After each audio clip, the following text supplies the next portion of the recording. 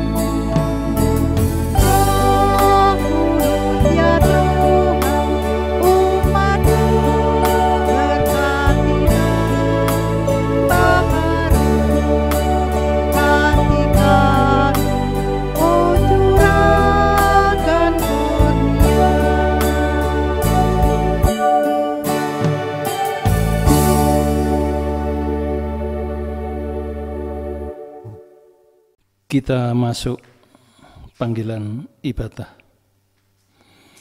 Ibadah keluarga sore hari ini kami alaskan dalam nama Allah Bapa, Putra, serta persekutuan Roh Kudus. Amin. Kita pujikan Kidung Jemaat nomor 467. Tuhanku, bila hati kawanku. Kita pujikan bait 1 dan 3.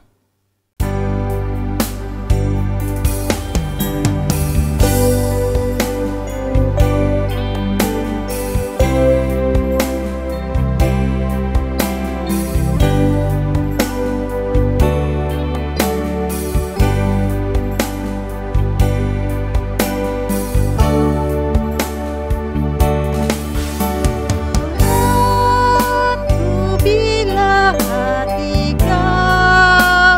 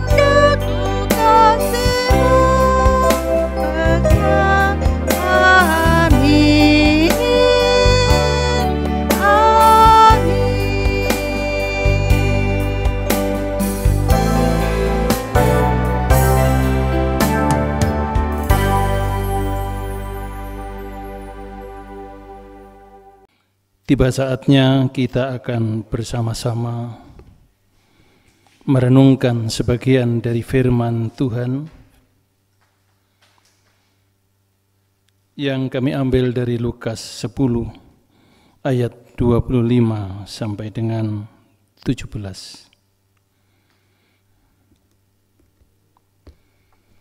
Dengan judul perikop Orang Samaria yang Murah Hati.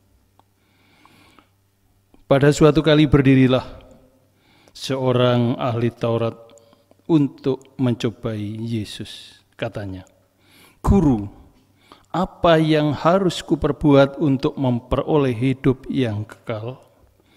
Jawab Yesus kepadanya, "Apa yang tertulis dalam hukum Taurat? Apa yang kau baca di sana?" Jawab orang itu, "Kasihilah Tuhan Allahmu dengan segenap hatimu dan dengan segenap jiwamu, dan dengan segenap kekuatanmu, dan dengan segenap akal budimu.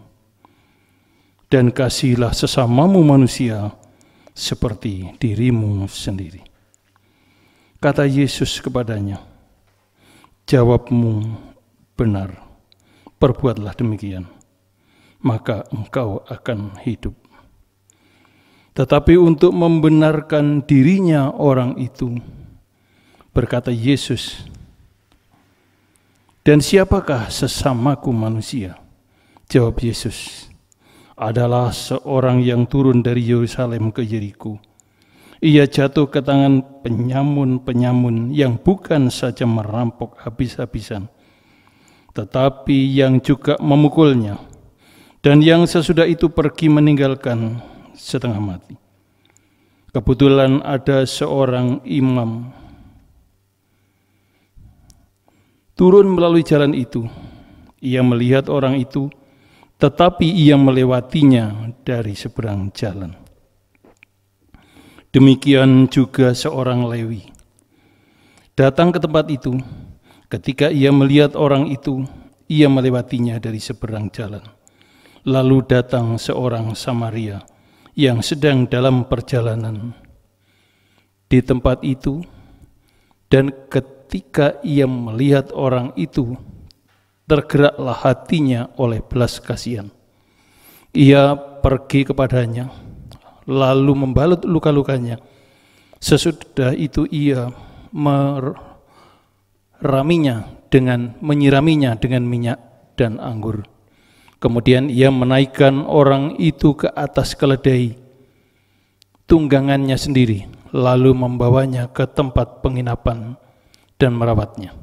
Keesokan harinya ia menyerahkan 2 dinar kepada pemilik penginapan itu. Katanya, "Rawatlah dia, dan jika kau belanjakan lebih dari ini, akan aku menggantinya waktu aku kembali." Siapakah di antara ketiga orang ini menurut pendapatmu adalah sesama manusia dari orang yang jatuh ke tangan penyamun itu? Jawab orang itu, "Orang yang telah menunjukkan belas kasihan kepadanya." Kata Yesus kepadanya, "Pergilah dan perbuatlah demikian." Sebelum merenungkan sebagian dari firman Tuhan, mari kita minta petunjuk kepada Tuhan dengan kita berdoa. Terpujilah nama Engkau, Allah Bapa yang kami sembah. Kami kenal dalam nama Tuhan kami Yesus Kristus, Juru Selamat kami pribadi. Perkenankanlah ya Bapa Allah surgawi, kami anak-anak domba-Mu kembali pada sore hari ini bersujud di hadapan-Mu. Tak lain kami hanya selalu menyampaikan rasa syukur dan terima kasih atas segala kasih-Mu yang tiada terbatas kepada kami, yang Engkau buktikan pada sore hari ini. Kami dapat bertemu dengan saudara-saudara kami di tempat ini. Sebentar lagi kami merenungkan sebagian dari sabda-Mu. Sebelumnya ampunilah kepada kami semua segala dosa yang telah sering kami perbuat, baik hanya bersifat angan-angan, tingkah laku maupun pembicaraan. Firman-Mu kami sambut di dalam nama Tuhan kami Yesus Kristus. Kami sudah berdoa dan mengucap syukur. Amin.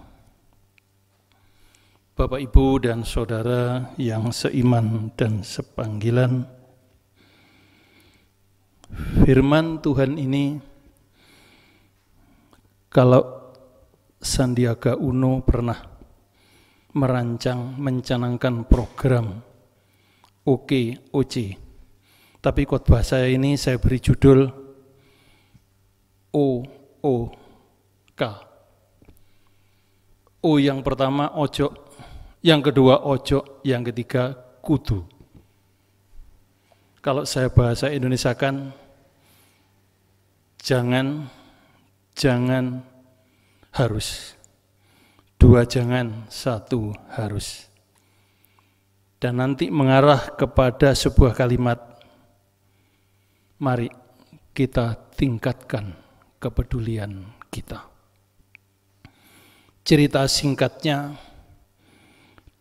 dalam Lukas 10 ayat yang ke-25 sampai 37.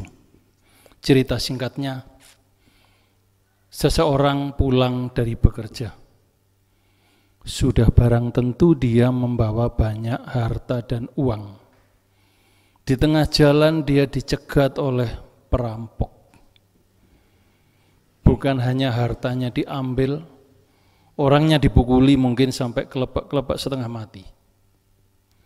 Peristiwa kedua, imam lewat. Apa yang dilakukan oleh imam? Dia hanya lewat dan bahkan menjauh. Yang ketiga, orang Lewi datang di situ. Dia juga hanya lewat. Dan mungkin dia berkata, emangnya gua pikirin. Peristiwa yang keempat, orang Samaria lewat. Naik kuda. Orang yang kelepek-kelepek karena baru dirampok, dinaikkan ke dalam kuda tunggangannya.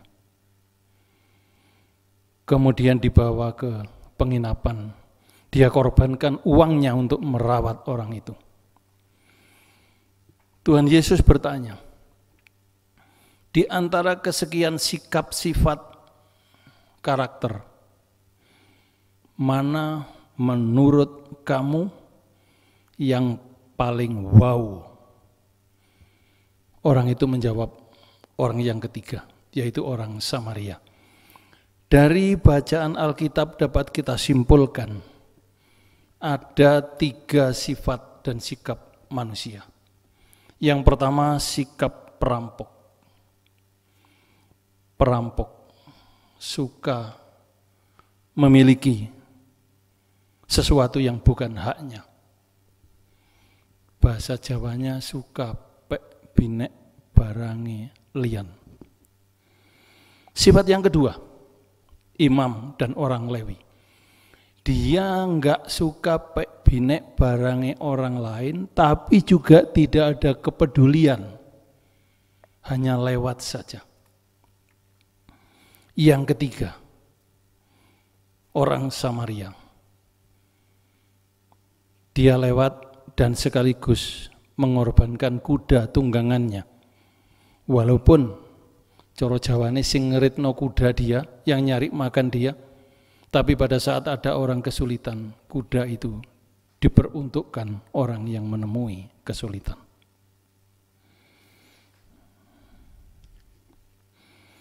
Dari ketiga sikap perampok yang suka mengambil milik orang lain, itu kita kategorikan ojo, jangan. Yang kedua, orang Lewi dan imam yang hanya lewat, yang tidak peduli, kita masukkan pada ojo atau jangan. Orang Samaria yang mau berkorban untuk orang lain, ini yang harus. Bapak, Ibu, dan Saudara yang seiman dan sepanggilan, semua ini ada konsekuensinya dalam Alkitab. Yang pertama, sifat perampok yang suka mengambil milik orang lain. Kita lihat sejenak pada Matius 4.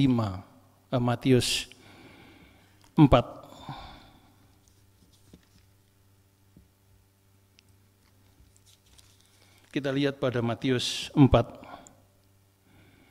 ayat yang ketiga.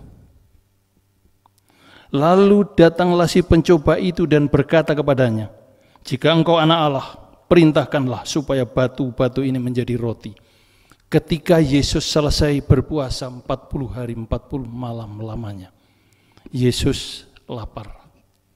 Di saat itu iblis menggoda Yesus dengan cara, "Jika engkau anak Allah, jadikan batu-batu ini menjadi roti." Kita pada waktu lapar sering digoda. Batu adalah sesuatu yang tidak dapat dimakan. Batu barang yang tidak seharusnya dimakan. Tapi iblis menggoda, batu ini jadikan roti. Artinya barang enggak dapat dimakan, jadikan barang yang dapat dimakan. Kalau dalam kepercayaan saudara kita, barang ribo. Itu konsekuensi dalam Alkitab. Yang kedua, tidak mengambil milik orang lain tapi juga tidak peduli. Di mana ini yang kurang pas dalam Alkitab? Kita lihat pada Matius 25. Matius 25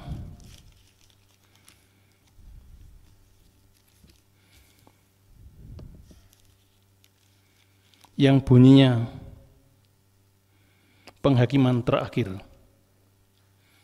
Kita bacakan sebentar ayat yang ke-34.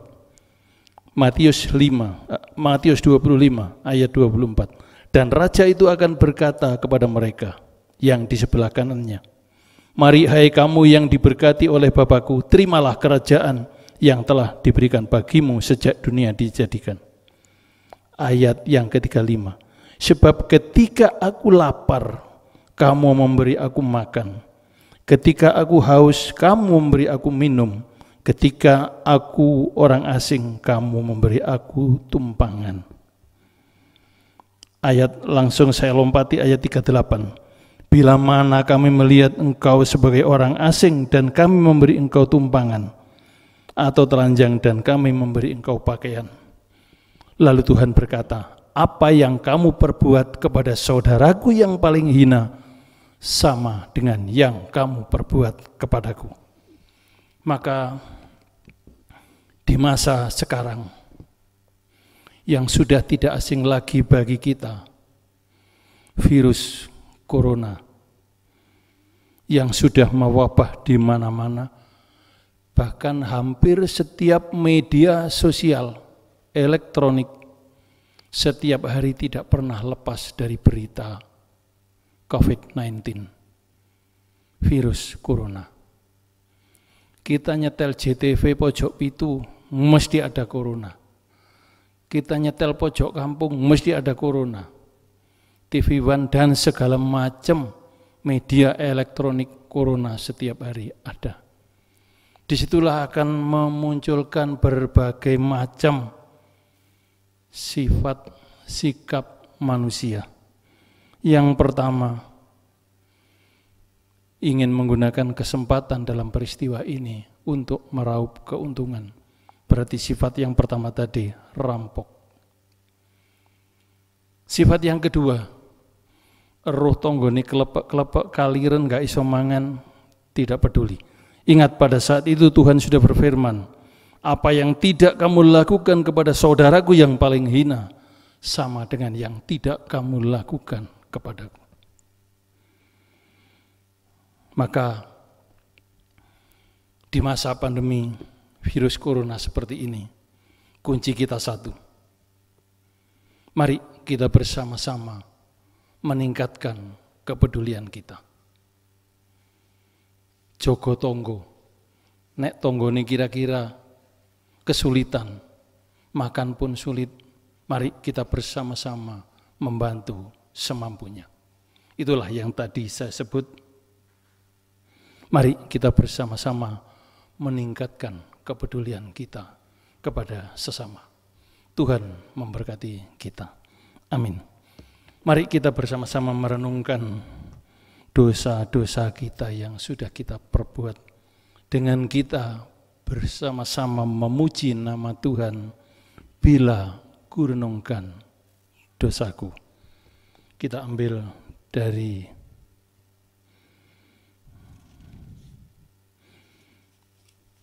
pelengkap Kidung Jemaat nomor 37. Kita pujikan bait 1 dan 2.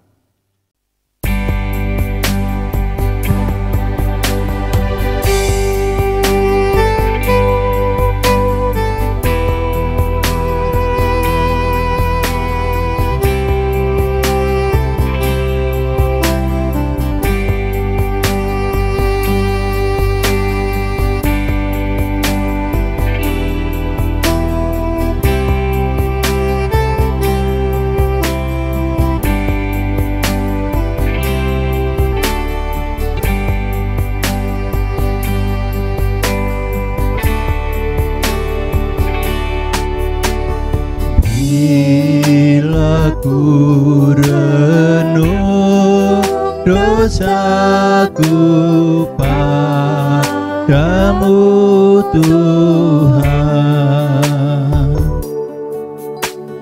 yang berulang ku lakukan di hadapan-Mu.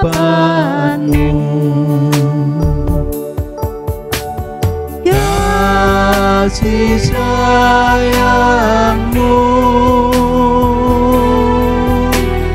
perlindunganku,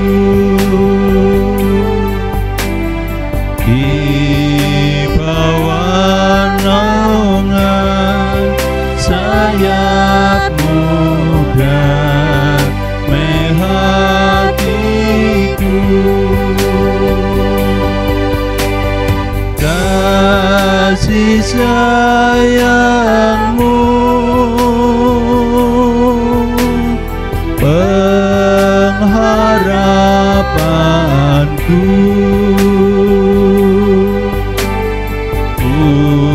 ucapan kasih setia-Mu selalu ku rindu.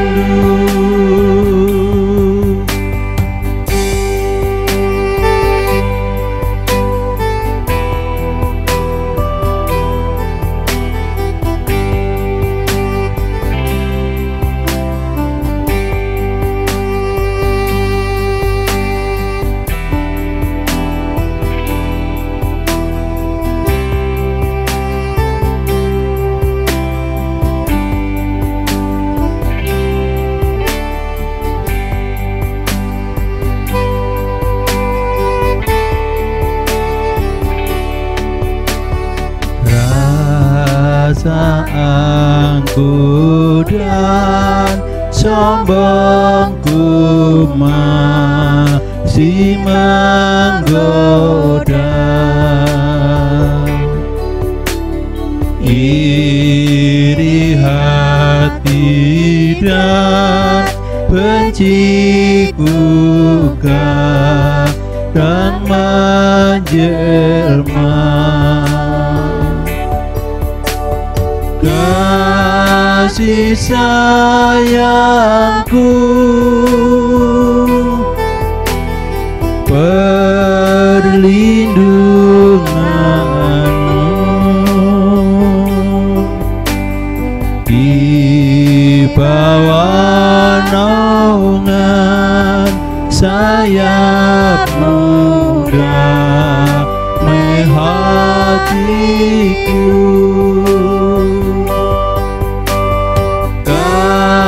Kasih sayang-Mu pengharapanku,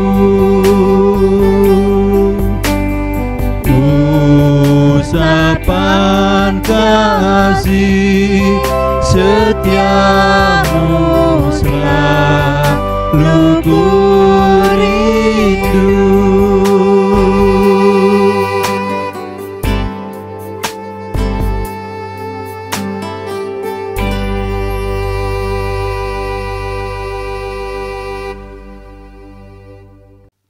Sebagai ungkapan rasa syukur kepada Tuhan, mari kita bersama-sama mengumpulkan persembahan yang sebelumnya akan kami dasari dengan Alkitab yang kami ambil dari Maleakhi 3 ayat 10 sampai dengan 12.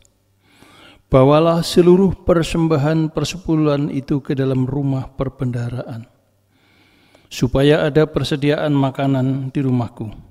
Dan ujilah aku, firman Tuhan semesta alam. Apakah aku tidak membukakan bagimu tingkap-tingkap langit dan mencurahkan berkat kepadamu sampai berkelimpahan? Aku akan menghardik bagimu belalang pelahap, supaya jangan dihabiskannya hasil tanahmu, dan supaya jangan pohon anggur di padang tidak berbuah bagimu. Firman Tuhan semesta alam.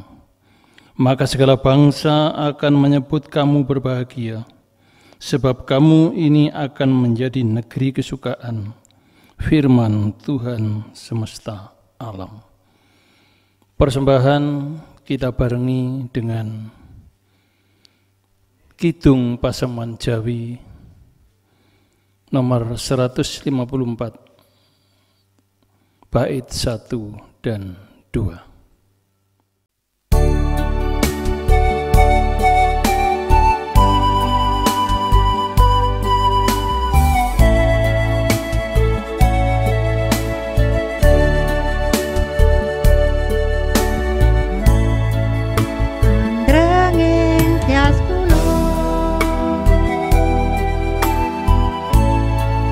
Ngaturkeun panuwun Gusti.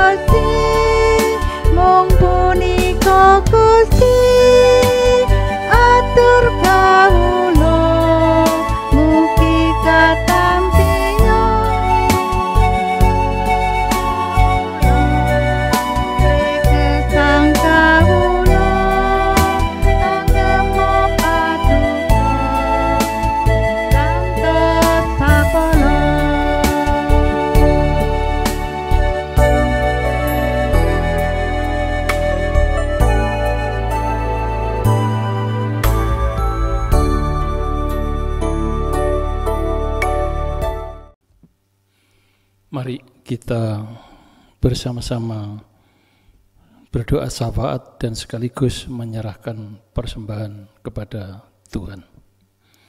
Puji, hormat, dan syukur kami panjatkan kepadamu ya Tuhan. Terima kasih atas segala firman-Mu yang sudah kami bentangkan. Kiranya firman yang telah kami bentangkan tertanam di hati kami mereka masing-masing. Tambah hari tambah heran dalam kehidupan warga jemaat dan nama-Mu semakin dipermuliakan. Kami berdoa buat persembahan yang sudah kami kumpulkan. Sesungguhnya sangat tidak seimbang dengan berkat yang sudah Kau curahkan kepada kami. Namun kiranya Engkau berkenan menerimanya. Kami berdoa buat seluruh warga jemaat yang mungkin sampai saat ini menderita sakit. Berilah kesembuhan pada mereka. Kami juga berdoa buat bangsa dan negara, seluruh pimpinan dari pusat sampai daerah. Kiranya setiap kebijakan dan kebijaksanaan yang diambil selalu takut dan bersandar akan Dikau. Sebentar lagi kami pulang menuju rumah kami masing-masing. Perjalanan yang penuh rahasia, sembunyikanlah kami di bawah salib-Mu. Bungkuslah kami dengan darah kuasa-Mu yang kudus. Dalam nama Tuhan kami Yesus Kristus kami sudah berdoa dan mengucap syukur. Amin. Mari kita bersama-sama mengakhiri jalannya ibadah. Bapak, Ibu, saudara dan anak-anak, mari kita berdiri sebentar. Marilah kita pulang dengan sejahtera, damai yang datang dari Allah Bapa yang di surga, Allah Putra, serta persekutuan Roh Kudus menyertai kita saat ini sampai selama-lamanya. Amin. Kidung Jemaat 474.